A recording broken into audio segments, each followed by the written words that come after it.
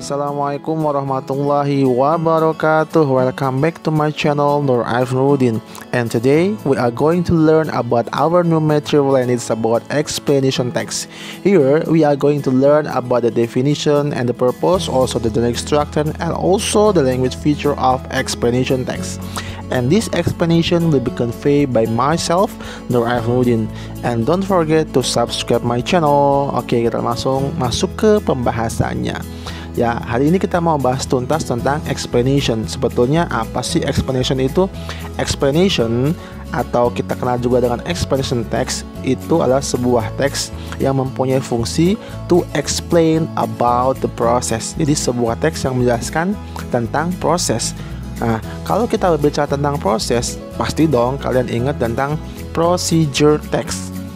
Apa itu procedure text? Sebuah teks yang menceritakan tentang bagaimana membuat sesuatu atau mengerjakan sesuatu.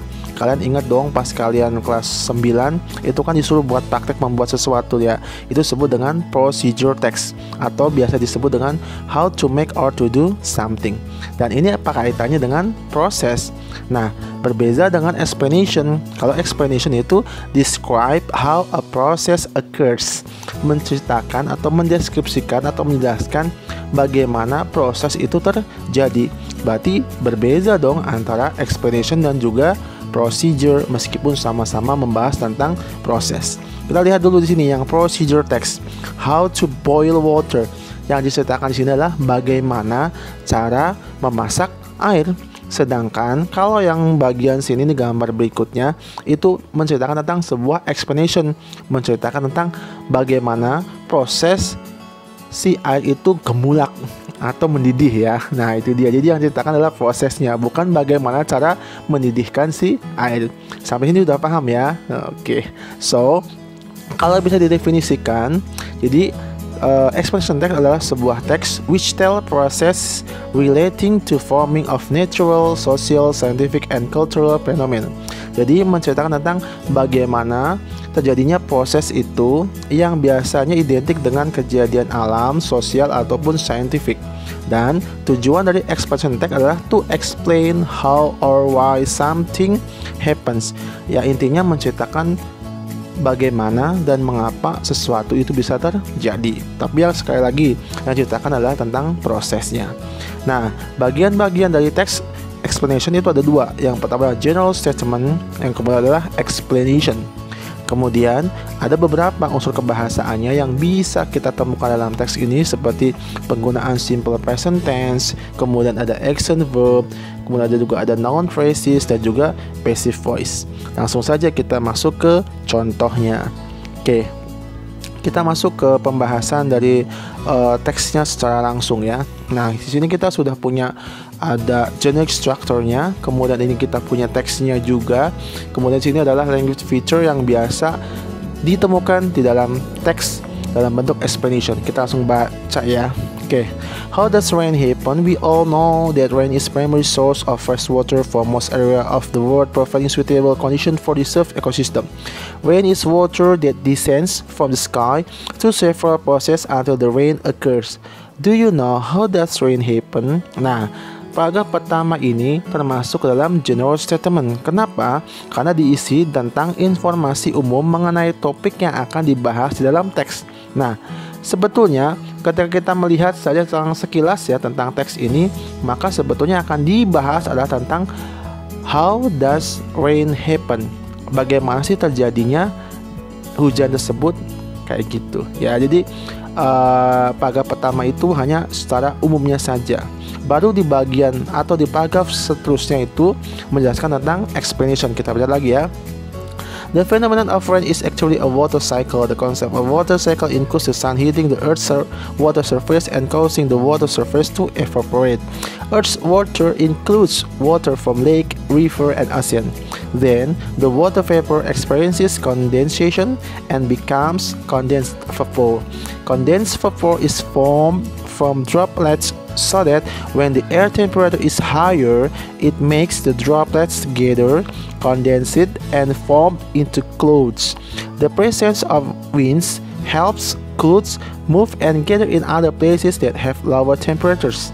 At that time, the droplets become heavier and unstoppable and cause the droplet to fall so that there is rain.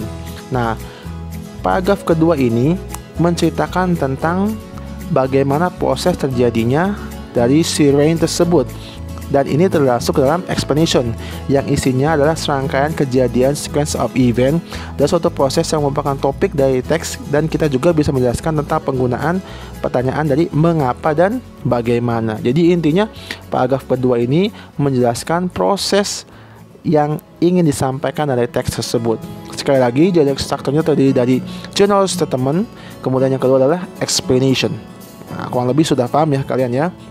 Nah, sekarang kita masuk ke bagian atau pembahasan selanjutnya, yaitu language feature. Sebetulnya kita hanya akan mengenal saja ya apa saja unsur yang ada dalam teks explanation ini. Yang pertama adalah simple present. Kenapa kok tenses yang digunakan adalah simple present? Karena teks explanation ini menjelaskan tentang fakta-fakta. Makanya yang digunakan adalah simple present.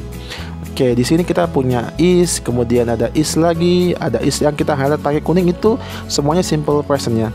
Nah, kenapa kok ada is, kemudian ada includes? Nah, karena yang is masuk ke apa yo? Nominal, bagus. Yang includes masuk ke verbal, bagus.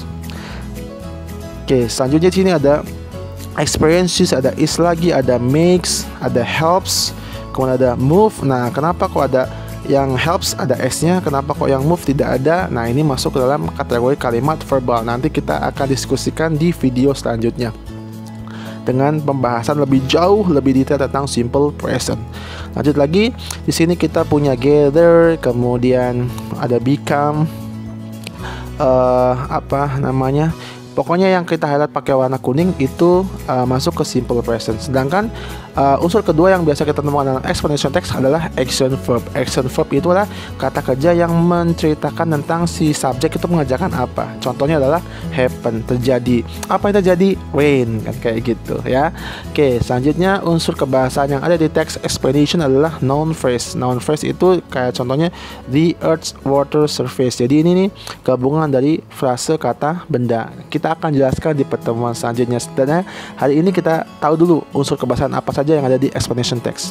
Yang pertama adalah passive voice. Passive voice itu ini contohnya adalah is form. Nah, sekali lagi unsur-unsur kebahasaan yang ada dalam text explanation ini akan kita bahas di pertemuan selanjutnya.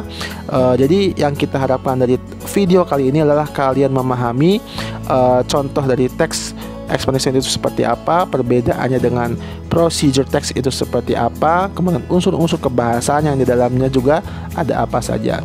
Oke, semoga ini bisa bermanfaat dan semoga bisa membantu kalian untuk lebih memahami tentang explanation text. Dan jangan lupa kerjakan latihan yang ada di bawah ini ya. Saya cantumkan di link deskripsi. Thank you, see you on other occasion. Billahi taufiq walhidayah. Assalamualaikum warahmatullahi wabarakatuh. Stay safe.